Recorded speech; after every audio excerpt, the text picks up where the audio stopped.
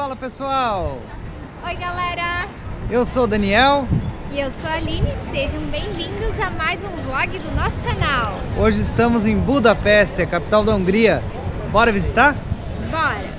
Vamos então caminhar um pouquinho mais aqui por Budapeste, no lado de cá do Danúbio, na margem que era a antiga cidade de Peste. Porque existiam três cidades diferentes, era Buda, Óbuda e Peste. E aí elas se juntaram e formaram uma cidade só, que virou Budapeste e hoje é a capital da Hungria. Os húngaros, eles são considerados uma etnia e eles são chamados também de magiares. Tanto o idioma também é chamado de magiar. Os húngaros, eles têm origem da região dos Montes Urais, que seria na Ásia Central. E eles vieram migrando e no século X, aqui na região, formaram uma nação. Então é uma nação milenar aqui a Hungria. Tanto que tem uma praça com as estátuas dos fundadores. O lindíssimo parlamento húngaro. Olha a bandeira aqui tremulando. Uma bandeira vermelha, branca e verde. E olha, fica na beira do rio Danúbio. Que pôr do sol lindo, ó. Conforme a gente consegue ver, aqui na praça, na frente do parlamento, ele é gigante. Tanto que ele tem 691 cômodos, 20 quilômetros de escadas.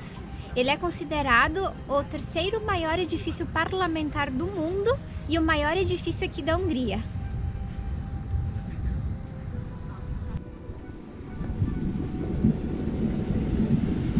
Olha que bonito o espelho d'água, né? Lindo! Muito bonito aqui na frente do parlamento.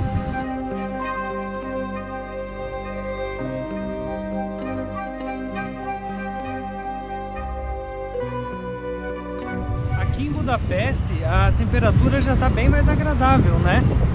Estamos na primavera da Europa e está bem mais agradável do que estava tanto na Albânia quanto na Grécia, que eram os países que a gente estava antes. Tava bem mais quente e agora a gente já sente totalmente a diferença, né? De caminhar na rua. Sente um ventinho gostoso. É uma época boa para visitar Budapeste porque chove pouco. Então a gente sai de manhã cedo ou no final da tarde, a temperatura tá boa e não vai ter chuva.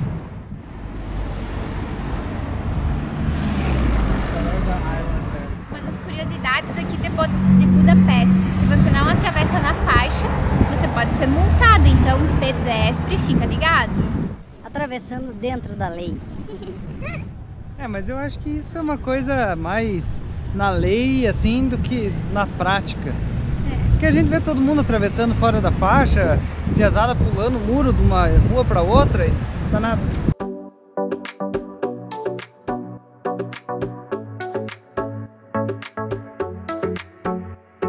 Depois da Primeira Guerra Mundial, com a perda de todos esses territórios, o partido nazista húngaro começou a crescer, ganhar muitos adeptos, e quando veio a guerra, se aliou à Alemanha, porque a Alemanha prometia devolver os territórios perdidos pela Hungria, o que realmente aconteceu em partes.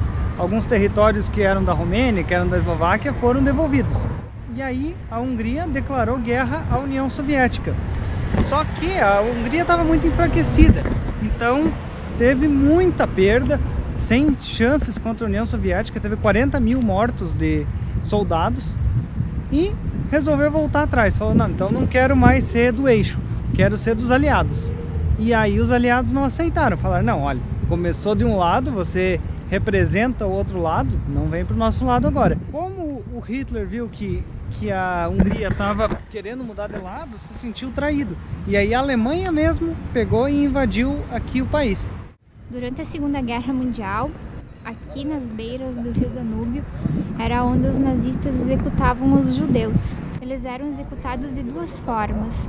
Ou eles eram amarrados, a vida deles não tinha mais valor, então os nazistas pediam para eles tirarem o sapato, porque os sapatos ainda tinham valor, eles eram vendidos depois. E amarravam eles e um deles era empurrado e puxava todos os outros para dentro do rio. Então esse era o efeito dominó. Ou eles eram executados, tirava o calçado e era executado um por um com um tiro na nuca. E esses sapatos que tem aqui São alguns sapatos que restaram, foi colocado algum tipo de metal neles para que eles resistissem ao tempo. E hoje são esses os sapatos que foram deixados aqui. Esse tipo de coisa não seja mais admitida que aconteça. Depois que acabou a Segunda Guerra Mundial, a Hungria virou um estado comunista, bem aliado à União Soviética.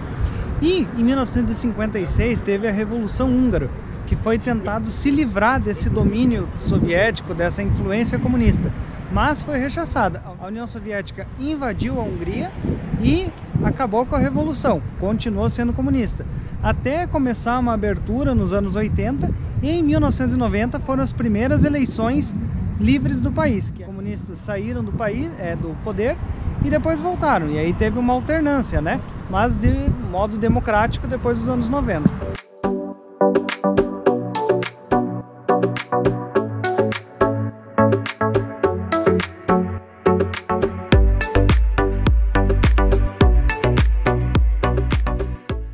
E agora vamos conhecer a outra margem do rio Danúbio, a margem da antiga Buda, que é onde fica o castelo, a casa do Houdini. Bora lá?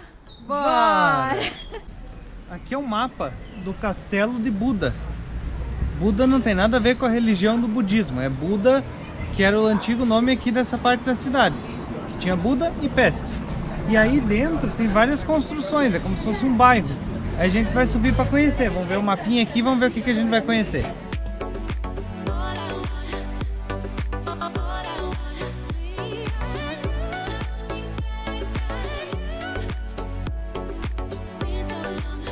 Essa é a igreja de São Matias, olha o telhado que decorado, que bonito.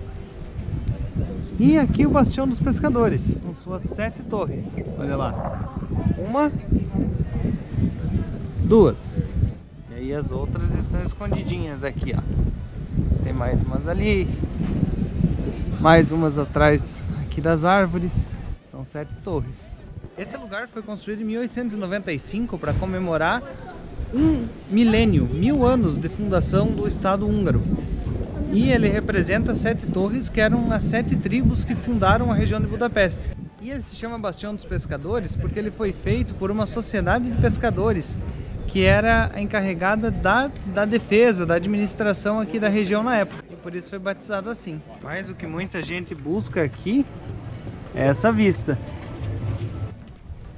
Budapeste foi sempre o lado de lá, chamado de Peste, o rio, e o lado de cá, chamado de Buda e o Buda. Eram 2 cidades que se juntaram e hoje é uma cidade só, uma cidade de 1.800.000 habitantes, chamada Budapeste. Bem na frente da igreja de Matias tem essa estátua aqui do Santo Estevão, que foi o fundador da nação. Numa mão ele tem então a cruz apostólica e ele está como se fosse recebendo a maquete da igreja de Matias. Vamos visitar algumas atrações aqui agora, na ordem: os labirintos do Castelo de Buda. Segunda. Que fica junto ao Hospital de Guerra feito na rocha. Terceira.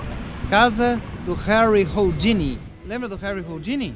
O Harry Houdini foi um dos maiores ilusionistas da história e ele era húngaro, assim como um dos maiores jogadores de futebol, que é o Ferenc Puskás. Quem gosta de futebol sabe que existe o prêmio Puskás de gol mais bonito do ano. E é homenagem ao Puskás, que foi um baita de um jogador aqui.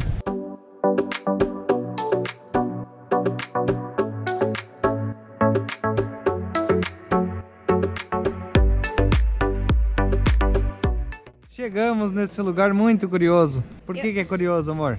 Eu não alcanço. Nem querendo, eu não alcanço. Nem se desse sorte, eu não ia alcançar. Alcançar também. O quê? As genitálias do cavalo nessa estátua que tem aqui. Ó, como tá lustro. Tá lustro, gente. Mas e por que teria que alcançar? O que tem? Diz que quando a pessoa tem que fazer um exame de saúde e quer que esse exame não dê um resultado negativo, que dê tudo certo, tem que vir antes de fazer os exames aqui, colocar a mão na genitália do animal, passar a mão ali e pronto. E diz que o resultado é positivo daí sempre. Não sei, lendas, né? Mas do jeito que tá o lustro, a população faz até hoje. Medicina baseada em evidências? Será? Acho que não, hein? Aqui atrás da gente, atrás e embaixo, ficam os labirintos do castelo. Os labirintos eles têm 11 quilômetros de túneis formados de forma natural pela água, então milhões de anos. E aí eles foram usados desde a Idade Média ou antes, desde a pré-história, para acumular alimentos. Na Segunda Guerra Mundial ele foi usado como um hospital. E também um fato curioso é que o Conde Drácula ele realmente existiu. A inspiração para o Conde Drácula era um príncipe da Romênia, que fazia parte do Império Húngaro, que foi preso aqui. Ele ficou se não me engano, 12 anos preso aqui nessas celas e foi torturado. E aí ele ficou louco. Quando ele foi solto, ele fez muita atrocidade, muita. A gente estava lá embaixo no labirinto, tem que pagar para entrar. A gente foi até a bilheteria filmando, mas mandaram a gente deletar. Fizeram a gente deletar na hora, eles vendo ali. A gente não sabia que não podia filmar, mas mesmo assim foi legal. O momento da mágica chegou. O Harry Houdini é um dos maiores ilusionistas da história. Ele tem até uma série no History Channel, que é bem famosa, e ele fazia coisas inacreditáveis para a época. Ainda eu acho muito inacreditável, mas para a época mais ainda. Principalmente truques de escapismo, de escapar de lugares presos, perigosos. E o Houdini morreu de uma forma muito irônica, porque ele tinha um número no show dele que ele deixava qualquer pessoa podia vir e dar um soco no abdômen dele e ele não sentia, porque ele tinha toda uma técnica de respiração e preparação muscular para isso. Mas um dia ele estava no camarim e um fã, vem aquela pergunta, é fã ou hater? Chegou enquanto ele estava desprevenido, pegou e deu um soco nele. E aí ele acabou rompendo o baço e morrendo alguns dias depois, porque ele não estava preparado. Ele fazia esse show, mais preparando a respiração e a musculatura. Então teve esse trágico fim, o grande Harry Houdini. Aqui o relógio, que era marcado o tempo que o Houdini estava embaixo da água ou preso em algum lugar. A cela chinesa de tortura na água.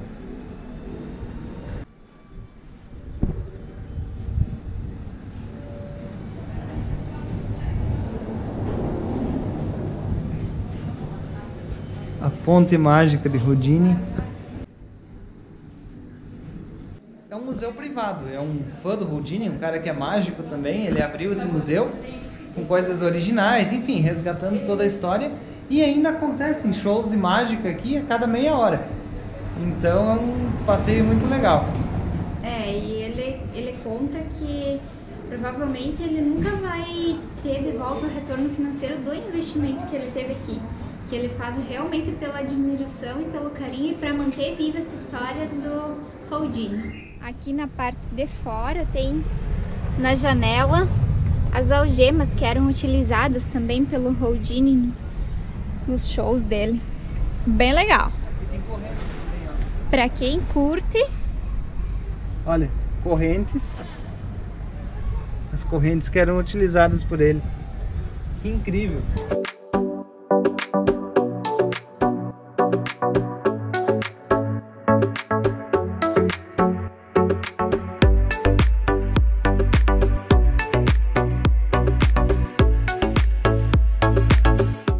Esse aqui é o famoso Castelo de Buda.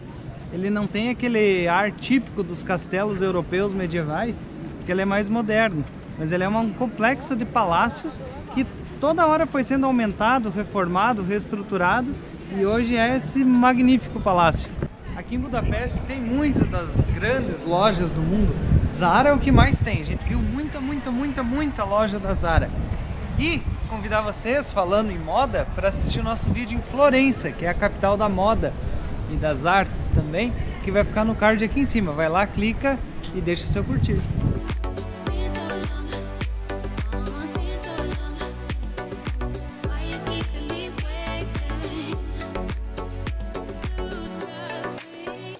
No meio de Budapeste achamos um memorial ao Michael Jackson. Muitas fotos dele. Flores, olha, rodeando toda a árvore. Alguém muito fã do Michael Jackson mora em Budapeste. E aonde mais a gente encontrou o Michael Jackson, lembra? Numa das várias praças de Roma. Na Piazza del Popolo. Na Piazza del Popolo. Vamos deixar um card.